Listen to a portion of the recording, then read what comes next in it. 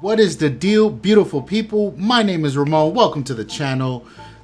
Today we are talking about Fuji. My God, welcome to the cult. Well, at least that's what my doormat outside reads.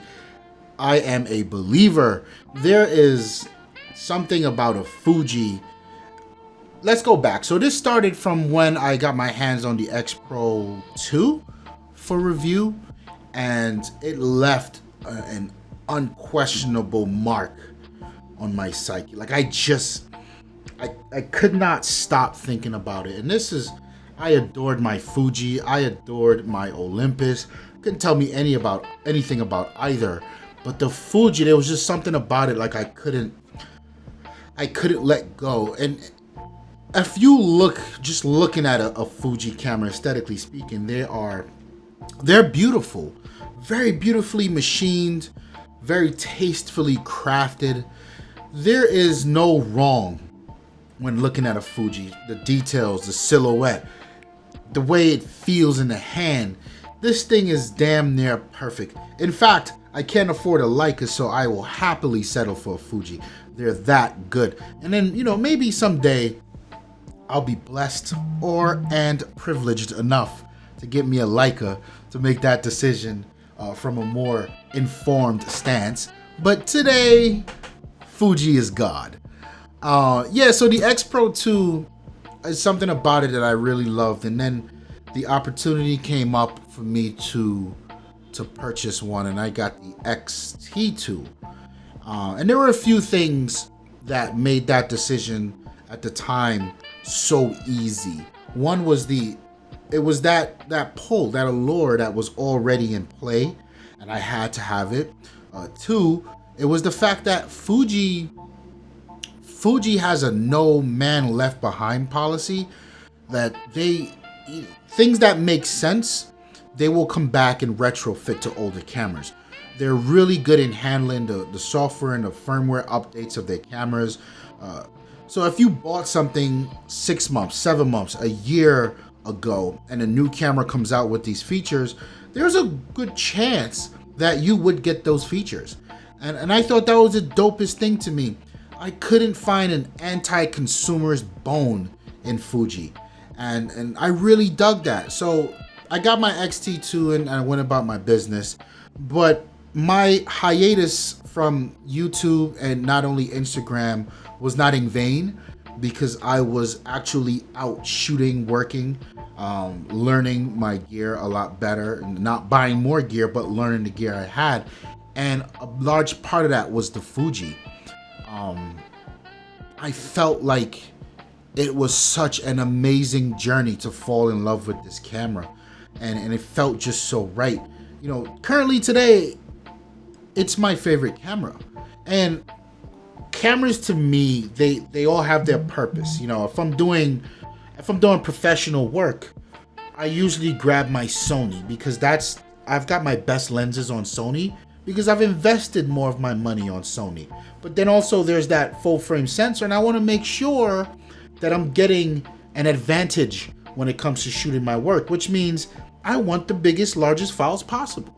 Am I saying that the Sony sensor is better than the Fuji sensor?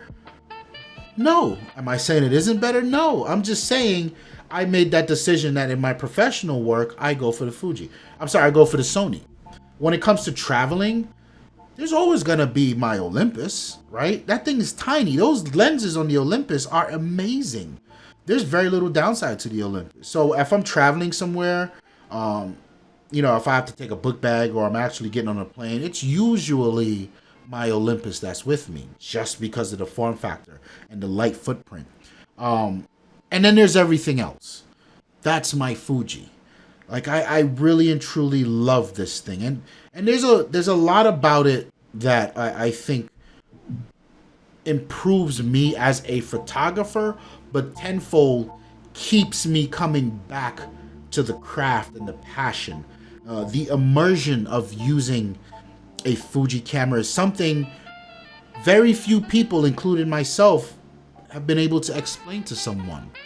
You just have to hold this thing, right? There's this beautiful dance of the exposure triangle, the ISO, the shutter, the aperture dial that exists on the Fuji. There's this dance that your fingers do when you're out on the street and you wanna bump it up 2 stops, or you wanna kill that depth of field and you wanna reveal the scene, or you wanna do Sunny 16. There's literally a dance, and it's a very fluid and poetic dance. The tactile feedback that you get from this camera, the dials on this camera, it is an experience to experience. I don't know what else to say about it. And learning how to perform that dance has given me a much better understanding of the exposure triangle. And I'm not going to sit here and tell you I didn't understand the exposure triangle before, but now I can tell you I damn sure got it down, and I engage in it a lot more. For instance, when I used to do a lot of street photography with my Olympus and my Sony, I would shoot one of the auto modes. So I would pick my scene. I would either shoot aperture priority, right, because I wanted depth of field, or I wanted to capture the entire field, and that was pretty easy, right? Auto, the ISO's on auto, so I'm only worrying about adjusting one thing. Or if I wanted to do some trails, or I wanted to do long exposure street photography, or I wanted to get movement in the shot, I would go to shutter priority, and again the ISO's on auto. There is nothing wrong with that. In fact, when I do my workshops, that's the method I teach people. Make it as simple as possible so you don't have to worry about it. And you can pay attention to the things that deserve attentions, like finding your subject and composition, right? But on the Fuji, it's so engaging the way you arrive to your exposure. I shoot full manual. You know, I don't leave it on auto ISO. There's such a joy, click, click, click, click, bumping up that ISO 4 stops. It's my God, it's such a magnificent experience, and it's something I've come to a point now in my photography where I have to make a decision. Like, am I really gonna shoot Fuji for everything now? You know what I mean? Like, am I gonna do it for my professional portraits? I'm really considering it, because right now I've got the 18 and 55 kit lens. What an amazing piece of glass, by the way. But I don't have any primes, and I'm thinking now's the time to get me some primes. But there's one more thing about the Fuji I think is understated. Oh well, let me phrase that. Let me bring that back. Let me pull that back. The cult is all about this, and I'm talking film simulation. The uninitiated would call them filters. The cult knows all about it. When someone says Fuji, the next thing out of their mouth is film simulation. Yes, it is a big deal. Yes, it is the dopest shit I've had on any of my cameras, hands down. And I cannot give it up. There's some conflict here for me, because as a working photographer and a creative, I love editing raw files. I love this guy. You got to shoot raw. Jared Brolin was right. You got to shoot raw. There's no way around it. But the JPEGs that the Fuji produce are simply amazing. That film simulation, I would challenge anyone that calls it a simple filter. And I got to imagine there's hundreds of hours of effort that went into actually developing these film simulations. They're not simple filters. They're meticulously gorgeous, and they can even get a lot more in depth. I forgot where it is. If I find it, I'll link the video in the notes below. There's a gentleman out there who took his time and really went in and dialed in those film simulations even more, because you have control of things like contrast, noise reduction, shadows, highlights. You can further customize that. He went in and customized them to a lot of older, more famous photographers, the look they would shoot. The images that come off of my Fuji today are they're mind-numbing, and annoyingly so. Even with Lightroom's ability, and I know someone's in the comment like, well, you should be using Capture One. Yeah, we'll talk about that another day.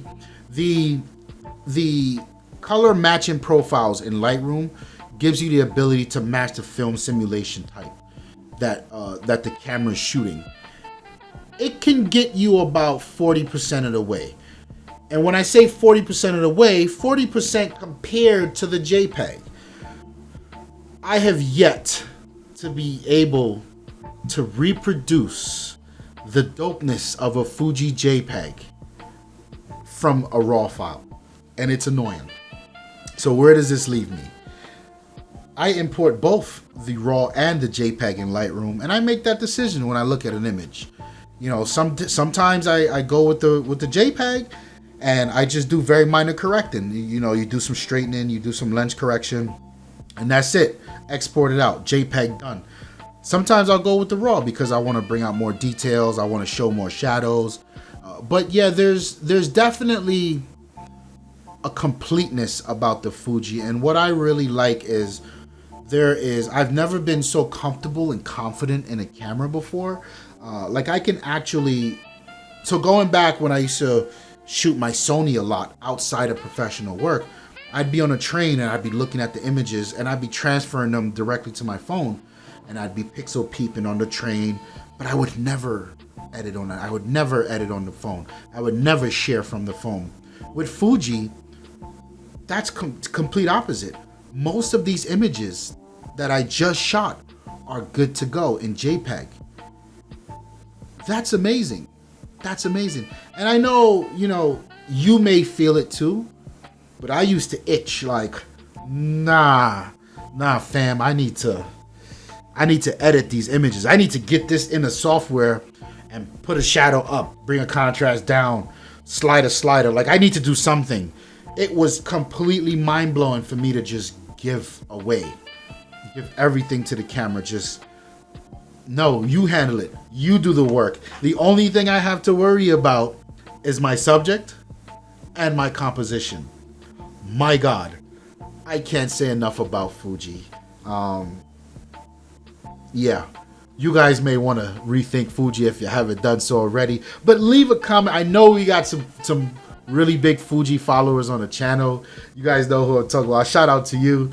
Let me know what you guys think about Fuji. Yeah, I'm trying to think, what more can I say that has not already been said about it?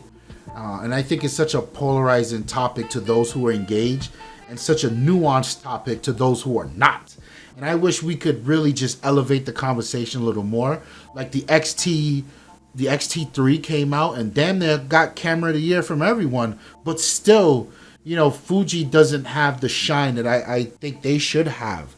And I want them to get a lot more popular because the more money they make, the more money they can throw in the R&D, and the better the shit we get. And I really want to see them succeed. But yeah, I'm ranting at this point. God damn it, I love my Fuji, and I know a bunch of you guys do too. Let me know what you feel in the comment. If you like the video, like it. Don't feel like a stranger. Hit the subscribe button. My name is Ramon. I'm out of here. Peace.